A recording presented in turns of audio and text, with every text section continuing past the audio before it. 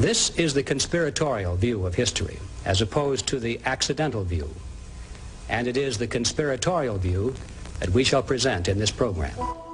There is a conspiracy theory that a shadowy elite of international bankers are secretly controlling the governments of the world. They say that the people that control this world could sit around one large table and have lunch.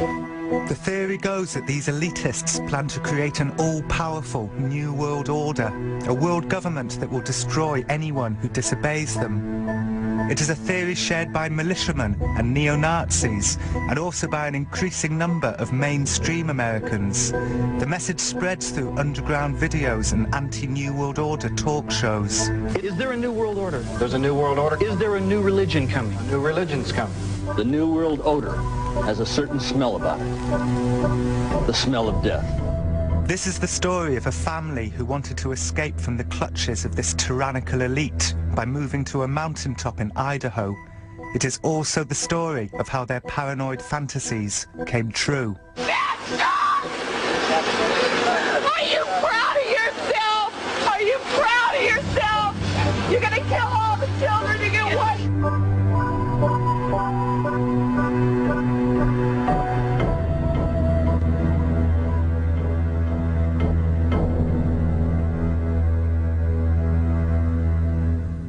I guess I wouldn't give up what I had in my childhood for anything.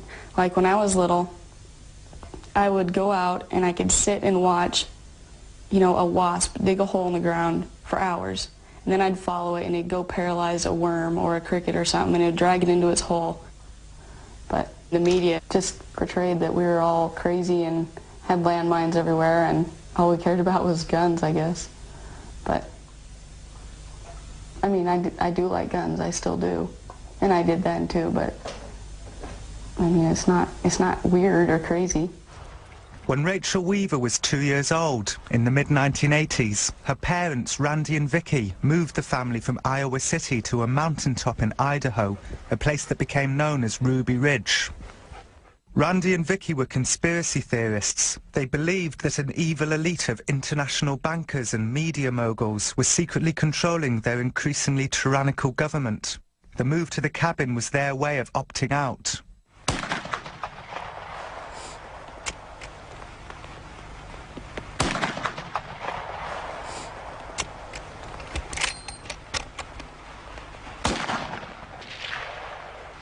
Am I hitting it at all, guys?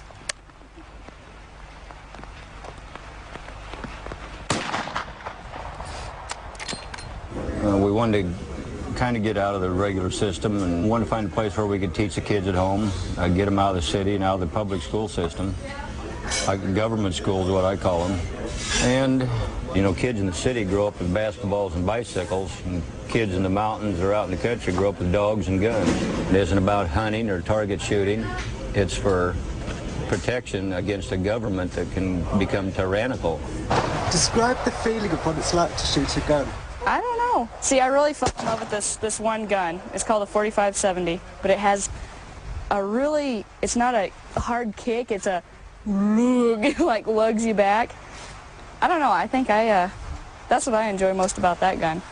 The reason why I don't look at it as a big political thing is because even if I had, you know, my rifles, it's not like it's going to do me any good if the government wants to wipe me out. All I have to do is fly over in a helicopter and drop a firebomb, you know. But as far as trying to go up against the government, that's just, unless the whole country did it, I guess. But that'd be a little different. This used to be one of my mom's favorite songs. It's that counting flowers on the wall. That don't bother me at all, that, you know.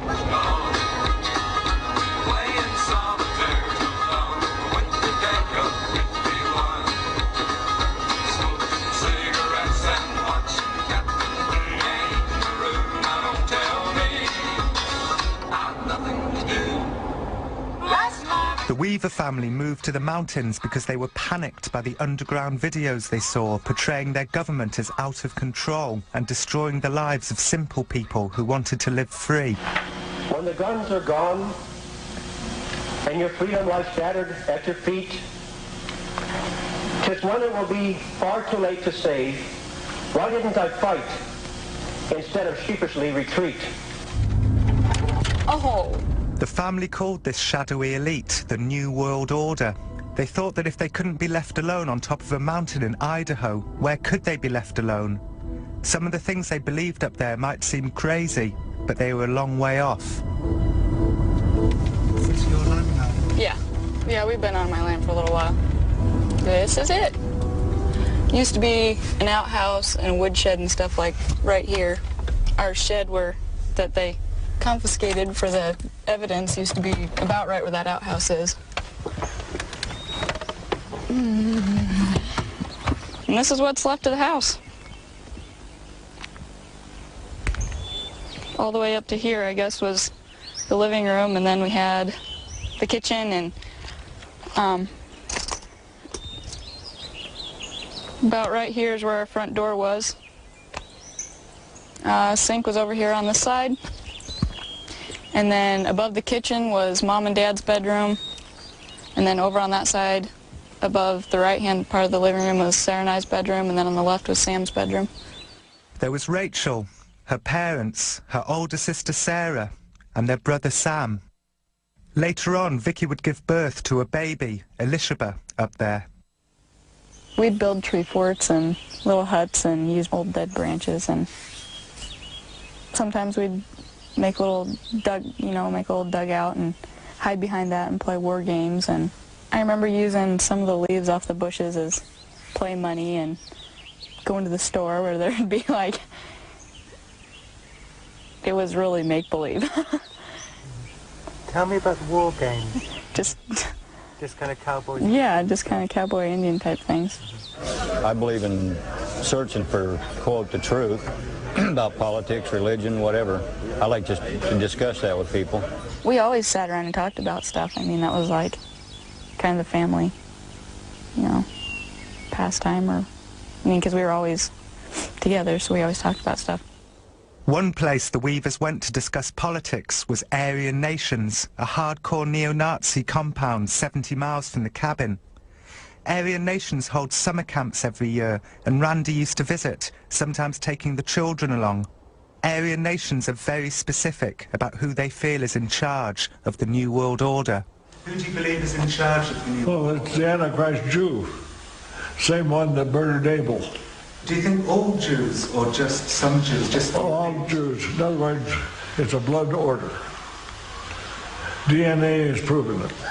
But even though quite a lot of the people in power aren't Jewish. No, not. What you're saying is they are trying to say that they're not Jewish, but all the Rothschilds and the Bilderbergers and all the rest of them are racially Jews. We don't really care what religion they have adopted over the centuries, but as a race, they're Jews. So as soon as a Jew marries into a white person's, family, the offspring are Jewish. They just perform every evil on this planet. They're behind every evil thing that goes on. And they control the banking system, and that's what you're talking about, world economics, and that's by that means to control the world. The Weaver family were never as hardcore in their beliefs as the people at Aryan Nations. Randy and Vicky were not obsessed with hating Jews. They were not white supremacists. But they liked the neo-Nazis as people, shared their hatred for the government, and enjoyed their picnic areas and summer camp activities.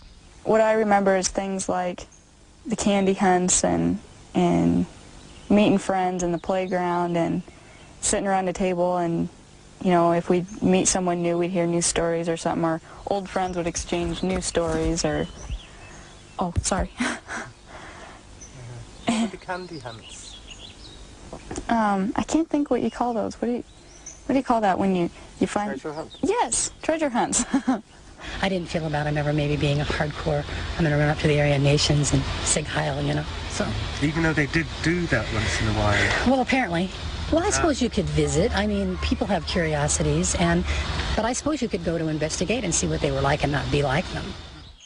It was at Aryan Nations that the Weavers' problems began. The US government had infiltrated the compound, hoping to recruit some of the less hardcore members as undercover informants. They asked Randy to become one. Randy said, no, I don't want to do it. You know, I moved out of the city, up on top of this mountain because you guys are all rotten. I don't want to work with you. I know what you're up to. I don't want to be a part of it. Go away. So then the government, as it is today, decided you can't say no to God, our government, so now we're going to make you serve us. So they sent a infiltrator in that was a snitch for the federal government to become friends with Randy. And you know the story about asking him to saw off 2 shotguns. First he said machine guns. I said, I can't get to no machine guns. He says, well, how about sawed off shotguns? They're real good. I go, oh, well, no problem. That's easy. He grabs his file and he files it, you know, he saws the barrels off, not knowing he's violating federal law. I totally don't understand why they even came to my dad to ask him to saw off shotguns. It makes no sense to me. It just blows my mind that they didn't even care. But for the government, Randy had the makings of a perfect undercover informant, a slightly crazy person who was friends with far crazier people, a family man with bad finances. How could he turn them down? In fact, Randy made a big show of turning them down. Mr. Weaver, we can get you on 6 or 7 federal firearms violations, but we'd probably forego that if you'd join our team. And I just kind of, I don't think so. And he just come clear across the seat and got right in my face. He says, well, that's the way we do it, right? He says, tomorrow morning, 11 o'clock, you'll be down in Spokane Federal Building, and don't tell anybody you're coming, not even your wife. About that time, Vicki come walking out of the cab by me and said, hey, Vic, come here. She walked over to the truck and said, remember their names and faces. And they go, we got to go. Peeled out of the gravel, throwing rocks, took off. They knew I wasn't coming down Spokane the next day. Randy was indicted on the shotgun charge, feeling that he'd been coerced into committing a crime by a tyrannical government controlled by the New World Order. He decided not to show up in court. The family buried their heads in the sand. Randy let it be known that he would not be taken off the mountain alive. A family friend called Kevin Harris moved in with them. I knew I was going to lose. They had me set up, white supremacist, gun runner, blah, blah, blah, and those people that they put on juries in North Idaho are the local brainwashed county, city fathers and mothers that will suck up and do it. If the government told them to go down Monday morning and get a walking license and pay $10 a year for it, they'd do it. From then on, I never left that property. Pretty neat view, huh? It was as if Randy and Vicky's conspiracy theories were coming true. They had moved to the mountains to escape a tyrannical government, and a tyrannical government was now coming to get them. The family took to carrying guns at all times, even the children. They became increasingly convinced that the army of the New World Order was watching them from the bushes. In fact, they were being watched from the bushes. You have to remember they were under surveillance after a period of time because Randy tried to apprehend Randy previously and not been successful. But were I closeted up on the mountain with just my family and already feeling persecuted and I know someone's watching me, my paranoia is going to increase, whether I think it's going to or not. See, most paranoid people think they're being watched and they're not. Right. Here was somebody who's thought they were actually being watched, so yeah, they're on a high alert. So any little thing that occurs becomes a big thing. Can you hear that? Somebody's on their way up. Oh, see, now if we were out at the rock, I could run out and see who it is.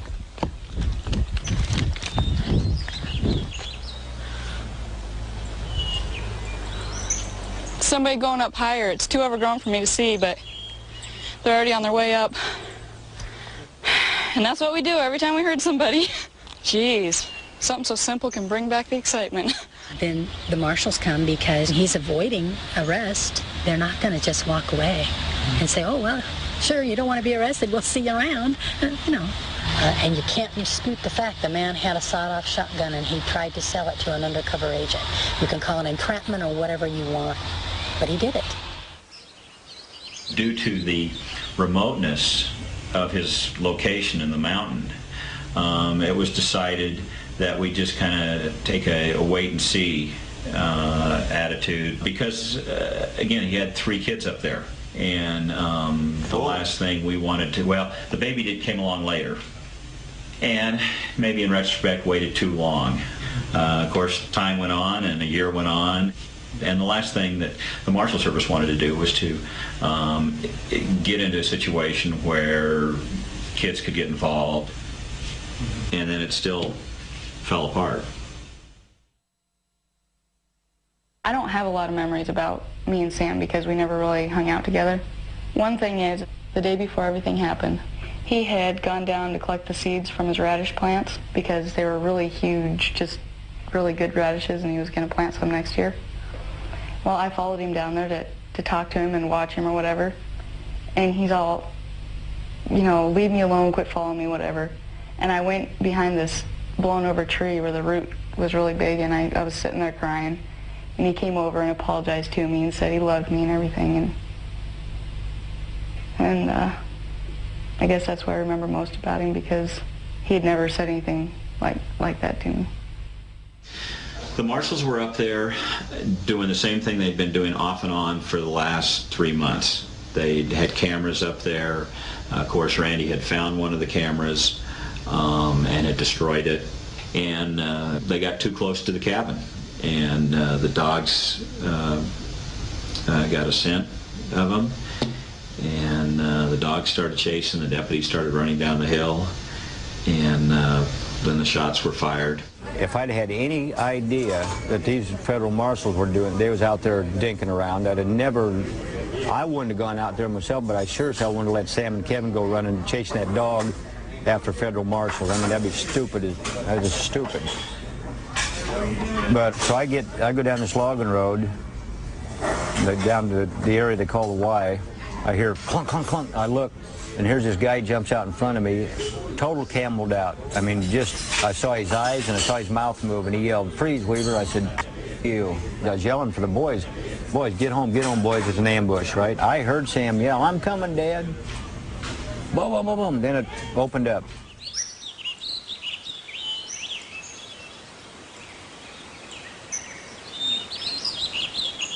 The deputy started running down the hill. Randy, Kevin Harris, and Sammy Weaver started chasing them down. The dogs started coming down. They got to a Y. The deputies stopped, and shots got fired. The dog was definitely shot. One of the agents shot Stryker in the back and hit his spine, and little Samuel, who raised the dog from a pup, saw him run around in circles yiping and then fall dead. Sammy opened fire on the agents that had shot his dog and said, "You guys killed my dog," and he opened fire and shot several times. And as it turned out, he didn't hit anybody. But then when they of course fired back at him with military rifles, these automatic fire rifles, and almost cut his left arm off. Now remember, he was about the size of a 10-year-old boy, you know, small. So they shot his left arm to where it was just hanging by the flesh, and little Samuel turned around and ran up the mountain and screamed to his dad, "I'm coming home, Dad." And at that time, my fellow officers took a MP5 machine gun and just sprayed him right up the back as he's running away and murdered him right there. One of the U.S. Marshals, Bill Deegan, was also killed in the gunfight that followed Sammy's death. We were all standing up on that rock that overlooks our driveway, and it was just,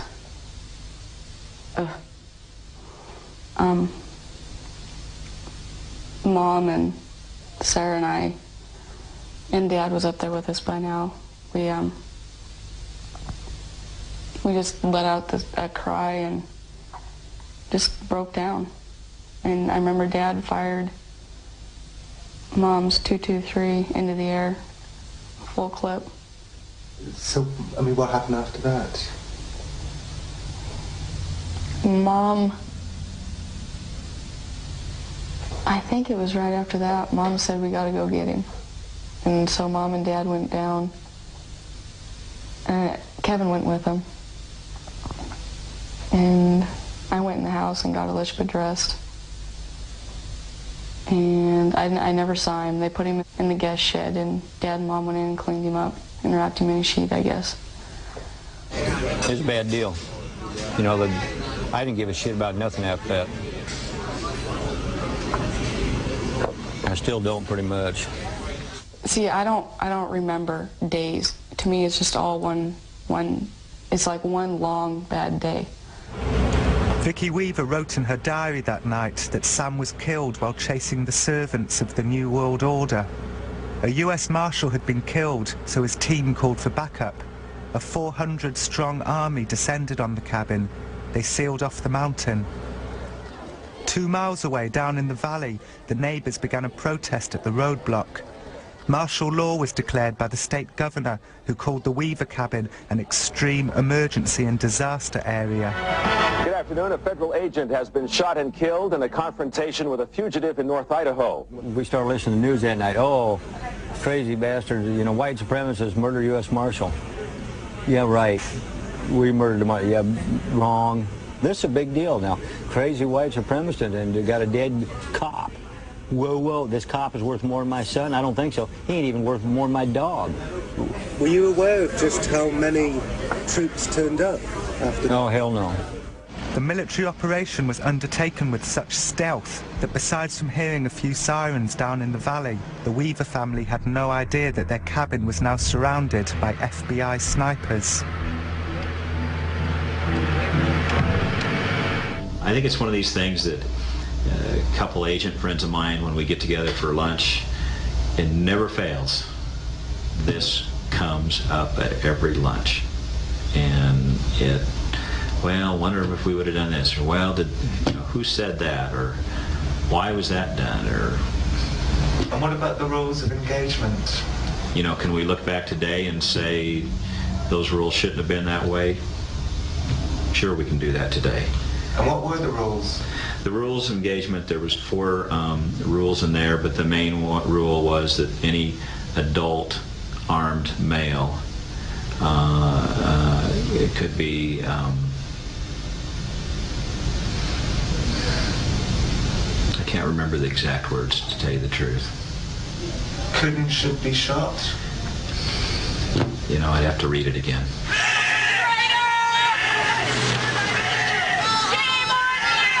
They were extreme. Some people would say a lot of things went wrong up there. Well, you know, I won't disagree with that. Everything that probably could have went wrong did go wrong. The next day, the other 2 dogs that we had tied up out in the yard started kind of whimpering and barking a little bit. And I thought, yep, here they come. Somebody's out there wants to talk to us. I took Sam's Mini 14, and I walked out, and bang, I got shot through the shoulder. It was like a bloody mist went out across the front of my face. I smelled that, and I cussed in my mind, you know, like this, you know, this really hurts. And then I got my bearings, and I went through my mind, they're going to murder me now. They're going to kill me now. We're up on the hill, just about straight across from where the house was, where Horiuchi was apparently placed strategically. That was the sniper? Mm-hmm. You can see very clearly, well, at least I know where the house was, but I can see everything real clearly from here. You can see that old cook stove laying on the platform right now. And if I can see that, and he had a scope, I know he could see a lot more. He first took a shot at my dad and hit him in the back, came out through his armpit. And then, as they were running into the house, he shot my mother, and it went through her head and killed her, and the bullet then entered Kevin Harris. Where was your mother at the time? Standing right about where that cook stove is. It'd be about exactly where she was. She was holding my little sister, who was 10 months old at the time.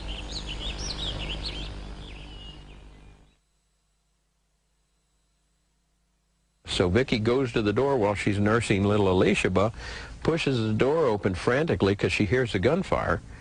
And here comes the whole family running in the door. The bullet had come through the window in the door. Would have went through Vicky's face here and come out this, or let's see, she was facing that way. Would have come in here, out here, right over the baby's head, and into Kevin. Kevin's coming in, it went in his left arm. And the main part of the bullet broke two ribs and stopped about this far from his heart. So that was an excellent shot, but a very sad day for America when one of my fellow officers and soldiers has to shoot a mother holding her little baby. I turn around, there's Vicky. She's kind of down on her knees and her head. I think it was Dad picked Elishba up out from underneath Mom and handed her to me. And she had blood and stuff all over her head, and we were afraid that she had gotten hit too, but she was okay. It was just Mom's blood. And that's when we went around and drew the curtains on all the windows. And shut the door, obviously, and we didn't come out after that. The family locked themselves in the cabin for over a week. Nobody but the Weavers and the FBI knew that Vicky had been killed. How many of you against one is there, huh? We want a head count. We want to know how many are still alive up there. I remember hearing people underneath the house rustling through our stuff. I remember the floodlights coming through the cracks of the curtains. And hearing their stupid, whatever they are, half tracks or whatever, rolling over stuff in the yard. They crunched our generator. They ran over our outhouse.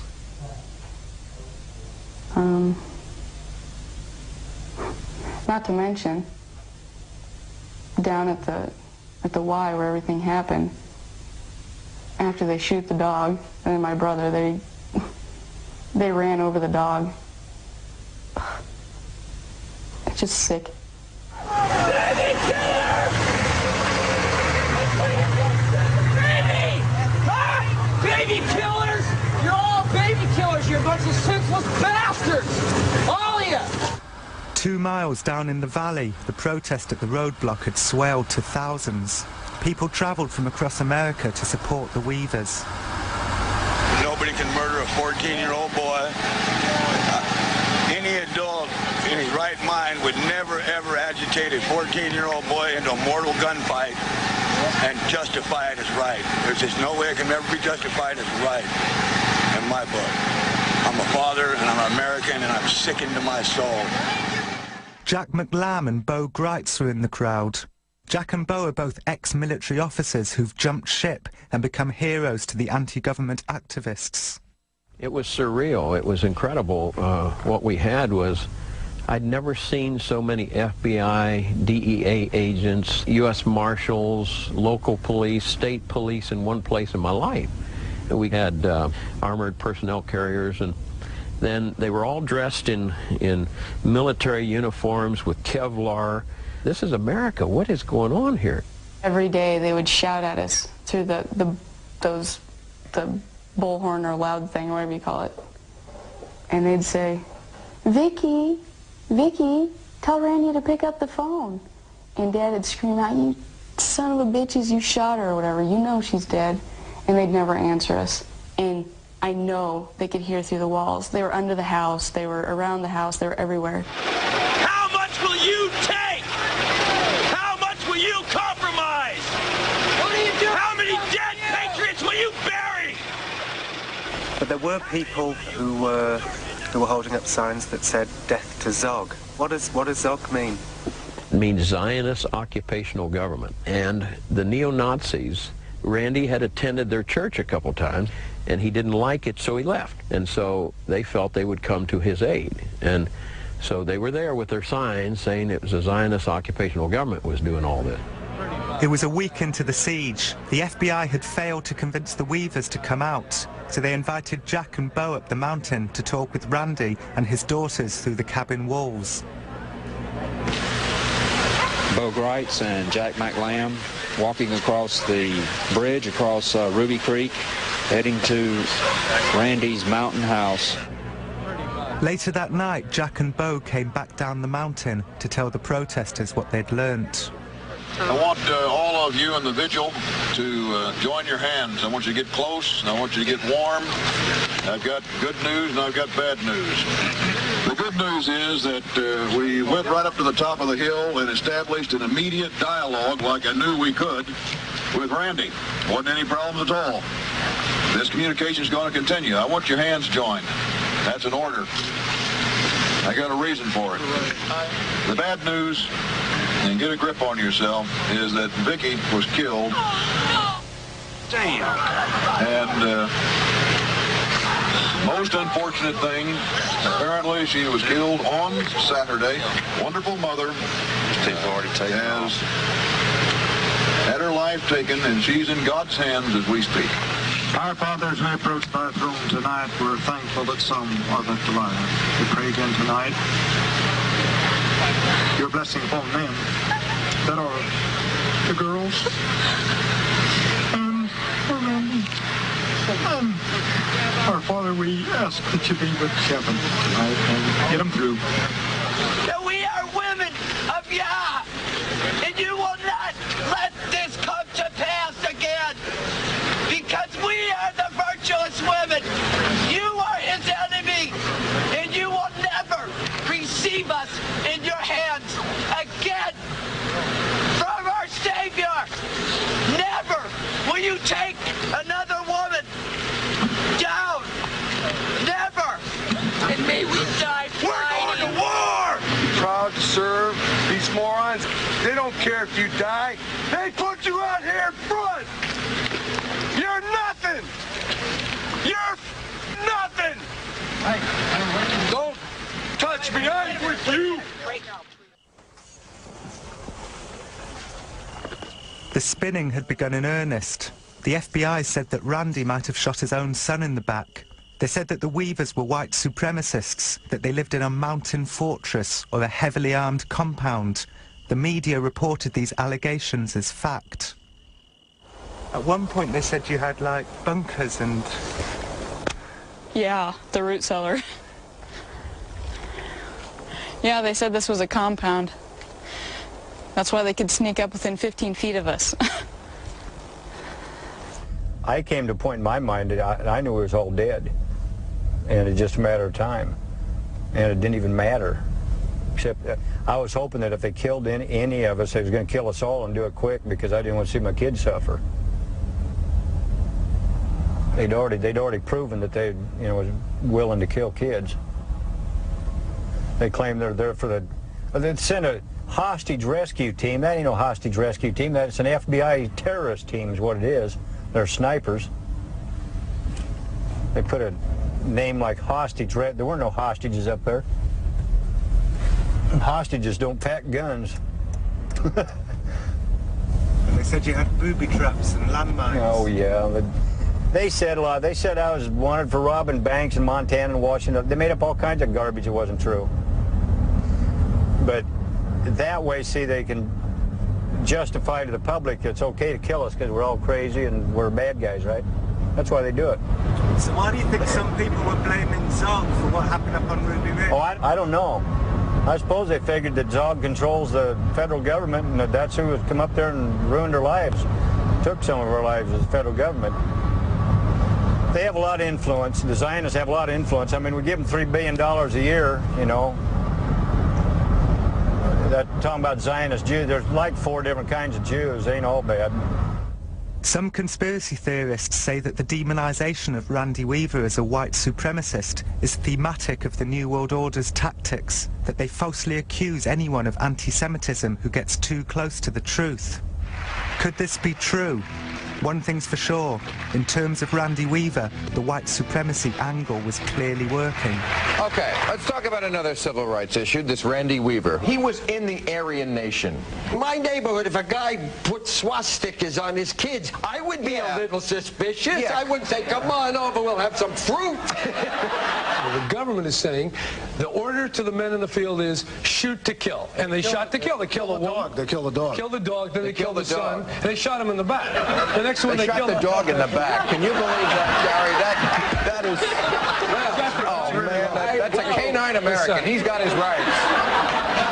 That was the worst thing that happened. Listen, I think if you're going to err, I would like people to err to protect me and my family, not err. It wasn't causing any danger. This was a decorated You know what? If you're bringing up your no kids in the Aryan Nation, you are causing danger because you're spawning hate in America. So now you're going to have... They called me white supremacist. That's big news. That kind of stuff sells newspapers, I believe.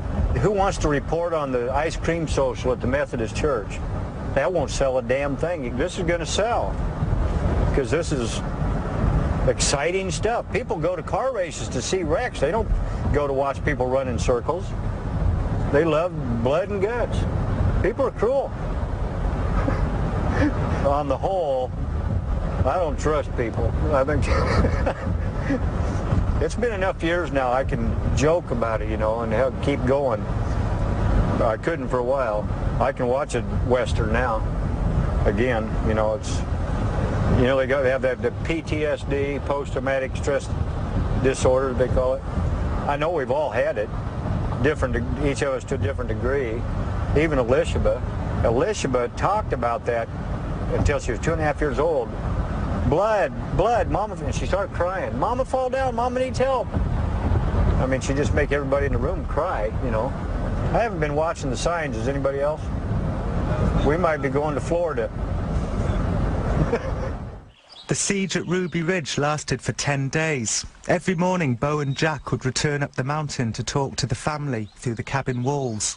We're trying to calm them down, get them to stop crying, and to focus on something else other than their mother laying up underneath the kitchen table in a pool of blood. And so basically we spent the morning talking to them about the need to come out and take it to court. We knew then they had one fantastic case in court against this government. Oh my goodness.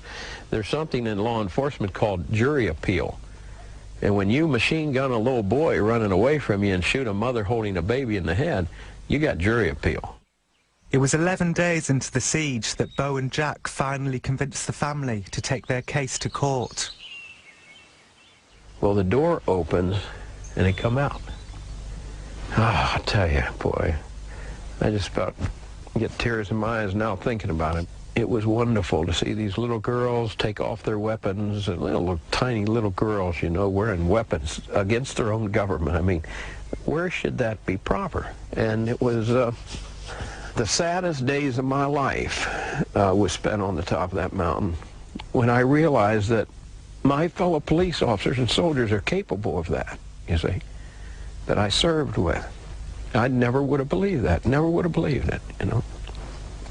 And so it was a great awakening for Bo and me and many of the officers up there, because when we walked down through that crowd, big guys with their military rifles and the tears coming down, streaking the face paint, you know, they were all crying, you know, that the family had come out. So it was a great experience.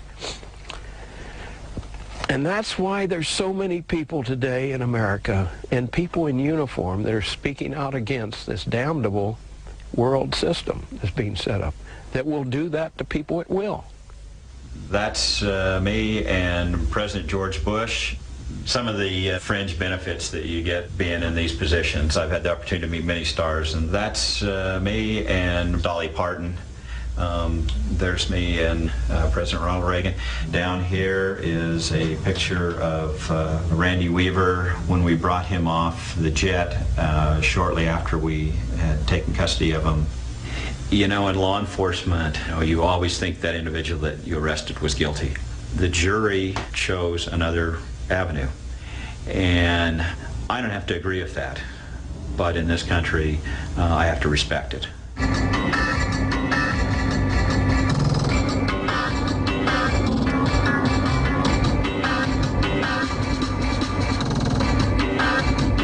In the end, Randy was charged with murder, conspiracy and assault, but the trial was a disaster for the government. The judge said that the government had shown a callous disregard for the Weavers' rights. The government paid Rachel and her sisters $1 million each in compensation. Nowadays, Randy earns a living by making personal appearances at gun shows with his new wife, Linda. Okay, this is the real Randy Weaver. What's happening, buddy? 2 miles from the cabin is the Deep Creek Inn, where the family used to go for nights out. Rachel and I went there for supper. We were unaware that the resident guitarist had waited years to meet Rachel. My name is Dallas Pike, and I'm a storyteller. I've been living in Nashville for the last few years. I moved up here about a year ago. What happened to your family is the reason I came to Idaho. I have a feeling you may appreciate this song. Red stains in the snow, Bloody Ridge, Idaho.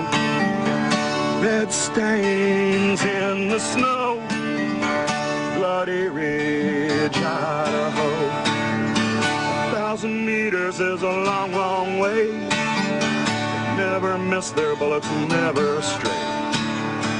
Where's the justice and how do you appeal? There's no talking over, there are no deals when some buffalo hunter snaps a cap. How are you doing, sir? Good, how are you?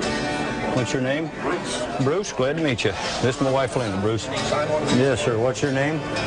E-S-S-E-N. Okay, back Thank out. you, Herman. Back at it, glad to meet you. That's my pleasure, believe me. Red stains in the snow, Vicky Weaver in Waco. But America died in a coup d'etat. It's back in Dallas that our freedom fell when some buffalo hunters and the FBI pulled it all for our eyes. Okay, yeah, here, do it like it. There. Closer. This is cute. And look right into the lens so your eyes flash. All right. I'll sign this here pretty quick. Red stains in the snow, too many names for us to know.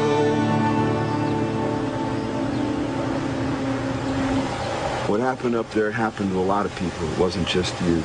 And I can't tell you what an honor it is for me to meet you and to be able to play my song for you. I have touched a lot of people with this song, and I am truly sorry about what happened to your family.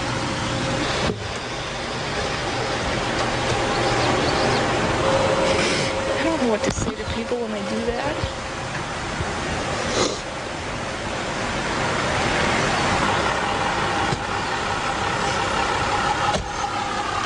This is the very last copy I have of this, and I'd like you to have it.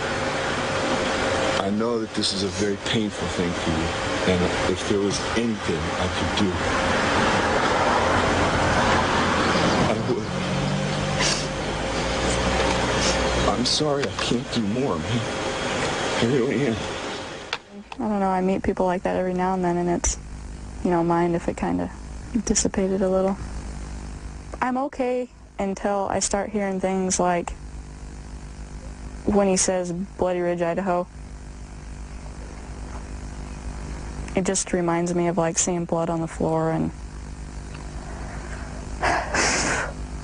it makes me start thinking about it, and Vicky Weaver was butchered like a buffalo, standing in the doorway of her own home, holding her baby and crying out to God to protect the rest of her family from the mad dogs that had already shot her son in the back from an ambush. With one bullet, Lon the hitman Horiuchi brought Vietnam to America. As Vicky Weaver started talking about the one world order, and they just gunned her down because they could. So where are we going, Randy? Where are we going? Waco, I think. And what are we going to do when we get there? Well, we're going to talk to folks. So we must be almost there, right? I'll bet we are. We'll probably recognize a new church building.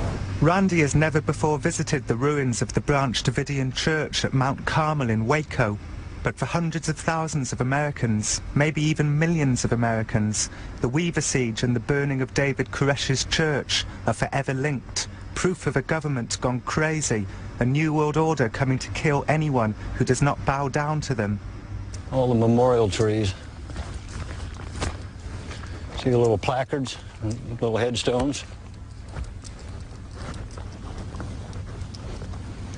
Little one Jones, age 1.5. Unbelievable.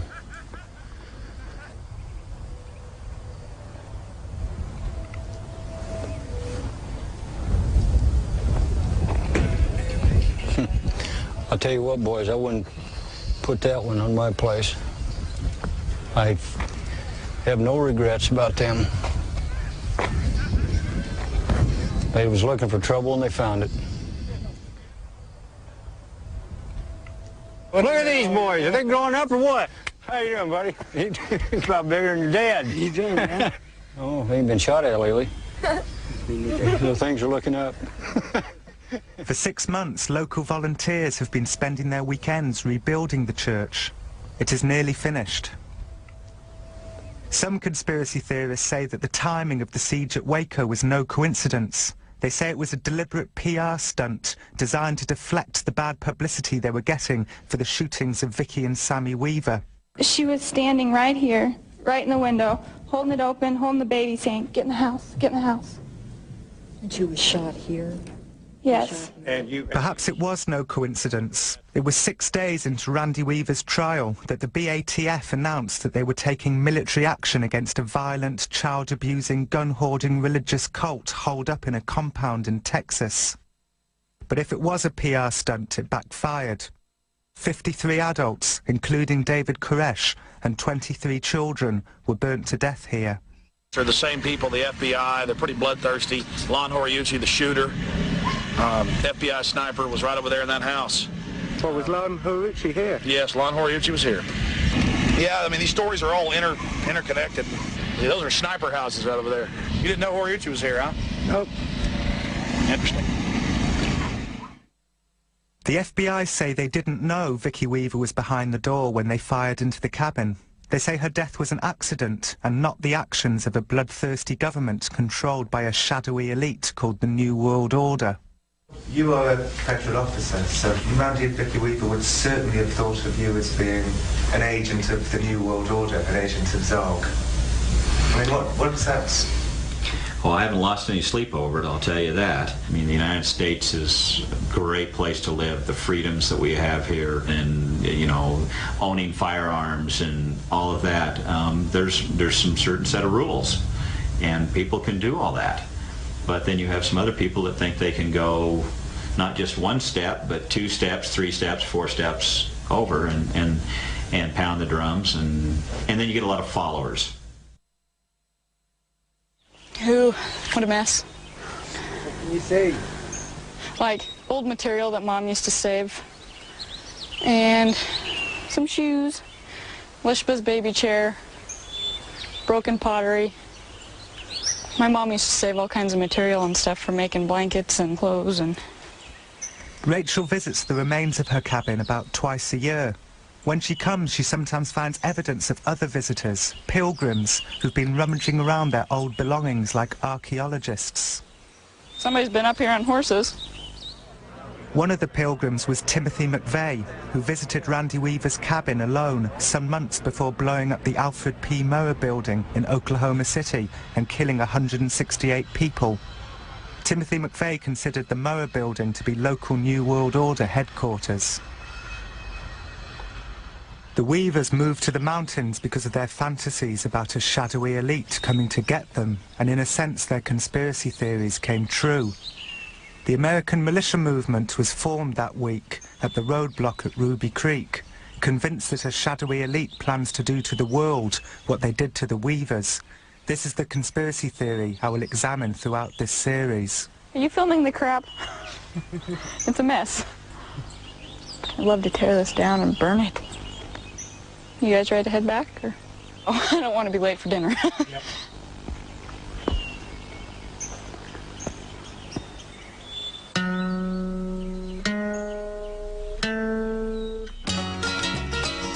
Counting flowers on the wall, that don't bother me at all. Playing solitaire till dawn with the deck of 51. Smoking cigarettes and watching Captain Kangaroo. Now don't tell me I've nothing to do. This is the conspiratorial view of history, as opposed to the accidental view. And it is the conspiratorial view that we shall present in this program. There is a conspiracy theory that a shadowy elite of international bankers are secretly controlling the governments of the world. They say that the people that control this world could sit around one large table and have lunch. The theory goes that these elitists plan to create an all-powerful new world order, a world government that will destroy anyone who disobeys them. It is a theory shared by militiamen and neo-Nazis, and also by an increasing number of mainstream Americans. The message spreads through underground videos and anti-New World Order talk shows. Is there a New World Order? There's a New World Order. Is there a new religion coming? A new religion's coming. The New World Order has a certain smell about it. The smell of death. This is the story of a family who wanted to escape from the clutches of this tyrannical elite by moving to a mountaintop in Idaho. It is also the story of how their paranoid fantasies came true. Are you proud of yourself? Are you proud of yourself? You're gonna kill all the children to get what?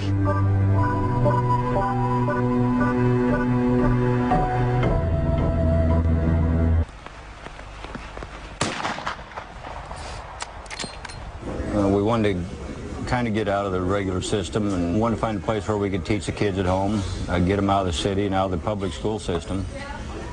Government school is what I call them. And, you know, kids in the city grow up with basketballs and bicycles, and kids in the mountains or out in the country grow up with dogs and guns. It isn't about hunting or target shooting. It's for protection against a government that can become tyrannical. Describe the feeling of what it's like to shoot a gun. I don't know. See, I really fell in love with this one gun. It's called a 45-70, but it has a really, it's not a hard kick, it's a like lugs you back. I don't know, I think that's what I enjoy most about that gun.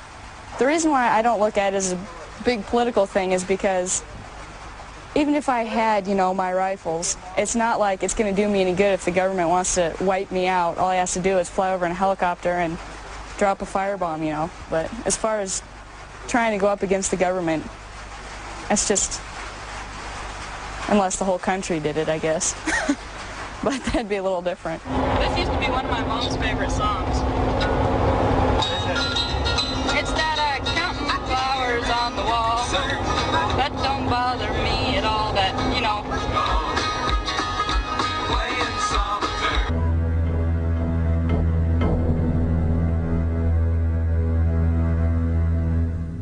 I guess I wouldn't give up what I had in my childhood for anything.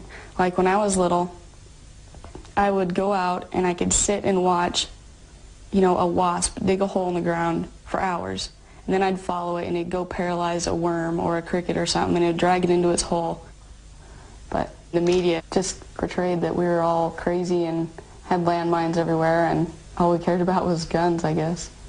But I mean, I do like guns, I still do. And I did then too, but I mean, it's not weird or crazy. When Rachel Weaver was 2 years old, in the mid-1980s, her parents, Randy and Vicky, moved the family from Iowa City to a mountaintop in Idaho, a place that became known as Ruby Ridge. Randy and Vicky were conspiracy theorists. They believed that an evil elite of international bankers and media moguls was secretly controlling their increasingly tyrannical government. The move to the cabin was their way of opting out.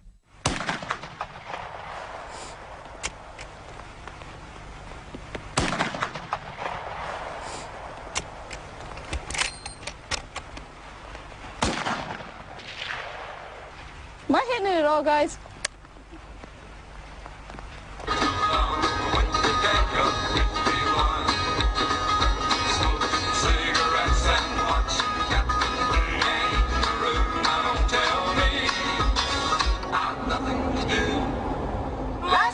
The Weaver family moved to the mountains because they were panicked by the underground videos they saw portraying their government as out of control and destroying the lives of simple people who wanted to live free.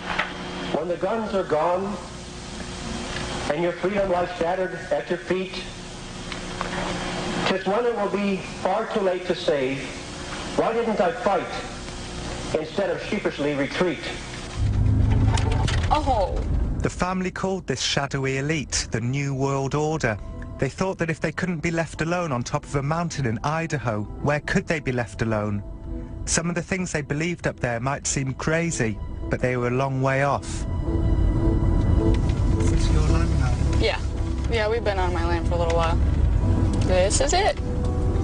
Used to be an outhouse and a woodshed and stuff like right here.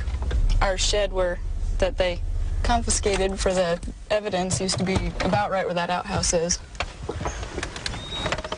And this is what's left of the house. All the way up to here, I guess, was the living room, and then we had the kitchen, and about right here is where our front door was. Sink was over here on this side. And then above the kitchen was Mom and Dad's bedroom. And then over on that side, above the right-hand part of the living room was Sarah and I's bedroom, and then on the left was Sam's bedroom.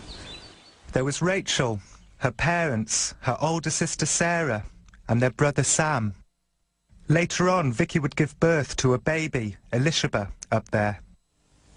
We'd build tree forts and little huts and use old dead branches, and sometimes we'd make a little dugout and hide behind that and play war games. And I remember using some of the leaves off the bushes as play money and going to the store where there'd be like,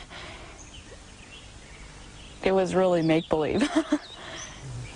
Tell me about war games. Just kind of cowboy. Yeah, just kind of cowboy Indian type things. I believe in searching for, quote, the truth about politics, religion, whatever. I like just to discuss that with people. We always sat around and talked about stuff. I mean, that was like kind of the family, pastime, because we were always together, so we always talked about stuff. One place the Weavers went to discuss politics was Aryan nations.